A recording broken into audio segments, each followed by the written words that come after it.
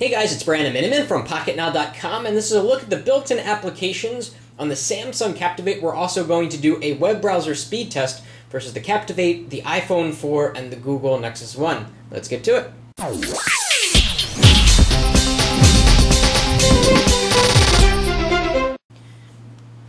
Okay, so we'll unlock the device, and I already talked about the home screen setup and the unlock screen. I'll put a link up on the video in case you missed that. Let's dive into some of these applications. Now, this application tray is very, very unique to Android. On other Android devices like the Nexus One, you get a very long list of applications.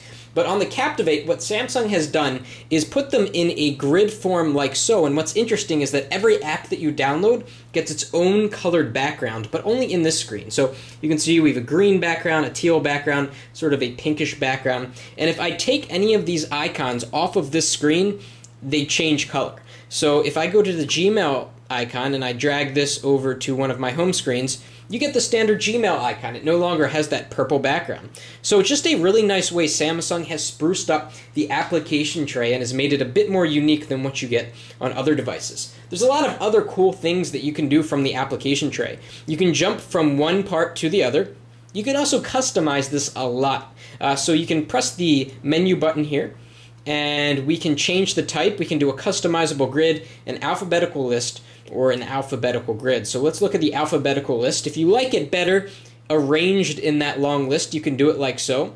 Or more interestingly, if we go to customizable grid, we can actually edit the layout, and we can change the dock icons down here. In a previous video, I mentioned that you can't change the dock icons, but that's obviously not the case. We can take out any of these icons and put your favorite programs in the dock so that when you go back to the home screen, you've got your own set of icons always down there. So very nice way to customize. Furthermore, let me put it back to the way it was. You can move around icons within these screens. So let's say I want to put calculator over here, kind of like the iPhone. The other ones move out of the way. We should be able to slide these off to other screens and place them there. So you can really customize every panel of applications. So maybe the first panel has the apps you use the most, the second panel has apps you use sometimes, and so on and so forth. So really nice addition to the Android application tray to help you customize things. So let's go through a couple of these applications before we get into the web browser test.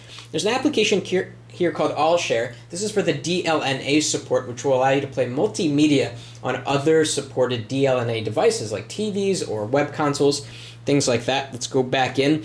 A lot of the applications that come on here are AT&T really bloatware. So you get AT&T Maps, AT&T Music, stuff that you're probably not going to use that much. Unfortunately, you cannot delete them from the device. We can jump into the gallery, which is just the standard Android gallery. Really, nothing has been done to spruce this up. And we can go into landscape.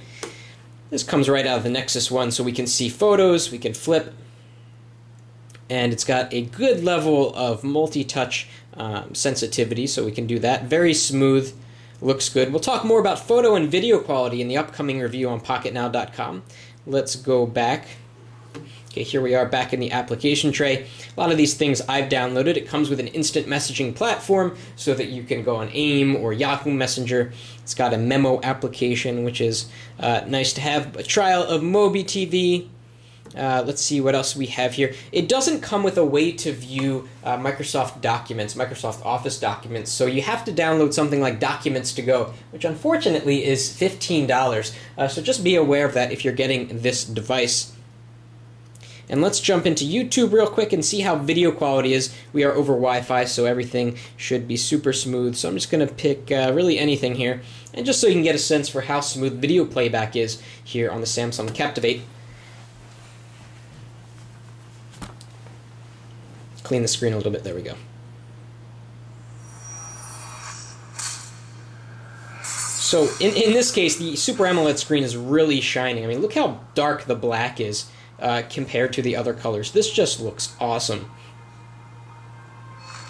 Very, very good video and photo quality on the Captivate. So I'll stop that video. Okay, so what we're going to do now is get set up for the web browser test. So let me get that ready to go. Okay, so here we go, all three devices. Let's try to go to Pocketnow.com and see which phone here gets there fast. We're on the same Wi-Fi network. Let's do it. Okay, they're typed in, and let's try to get this at the same time. Is never an easy thing to do. And they're off. Perfect. All going to Pocketnow.com. Let's see which gets there first. This is thrilling. It looks like the Nexus One... Oh, no, the Captivate finished first. Looks like the Nexus One finished second, and the iPhone 4 is still struggling to load the page there. The Nexus One's up. Okay, so it looks like Captivate first, Nexus One second, and the iPhone 4 third. So we're, of course, running on Froyo here, so this is supposed to be the fastest browser on the planet, according to Google. Let's double tap to zoom in here, and you can also get a sense for how smoothly they zoom in. The iPhone has the smoothest zooming, it looks like. We're going to try to open up this link at the exact same time on all three devices. Let's try it. I think I got it. Good. Here it comes.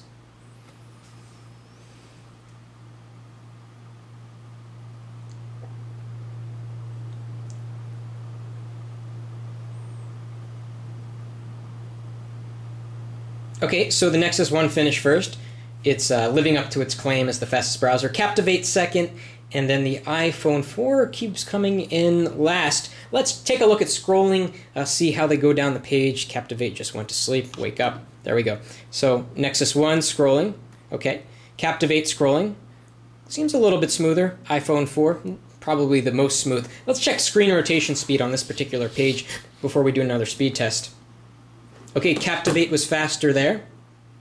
Captivate was faster there. Let's compare the Captivate and the iPhone 4 screen rotation.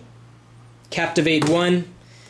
So it looks like the Captivate is definitely rotating screen a lot faster than these other devices. Let's jump to another website. This time we're going to go to Engadget on all three of these phones and see which gets there first. Okay, so I'm going to try to press these go buttons at the same time. Go, and they're off. Engadget.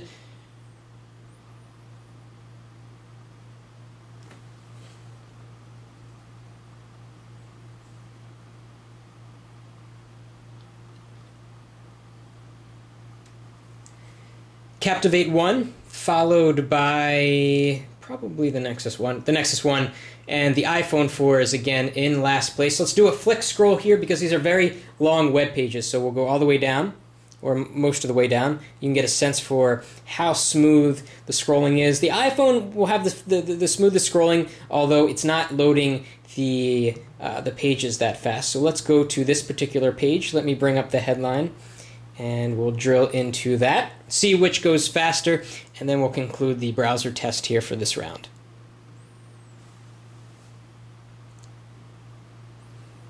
All right, and they're loading, and Nexus One first, followed by the Captivate, followed by the iPhone 4. So it looks like overall, the Captivate and the Nexus One are beating the iPhone 4 every time, although it's really back and forth between these two devices. Definitely very, very fast and capable devices here. We've got the Froyo web browser supported by the Snapdragon processor, and the Android 2.1 browser supported by the Hummingbird. But the Captivate, that's the subject of this video, is definitely a very, very capable internet browsing machine. It does a great job with scrolling and panning, and definitely loading the pages. So Samsung did a great job at making the Captivate into a really fantastic web browsing machine. And something else that's pretty unique is that up here in the address bar, if a site has RSS and you tap on it, it will actually open up the RSS application. Pretty unique, something that really only desktop browsers do, but Samsung is bringing it to the mobile phone. So that was a look at the software on the Samsung Captivate. We've got some good offerings. I really like how the programs are arranged in this nice grid with a common color background, and it's also great to see that the Captivate can handle the web so capably.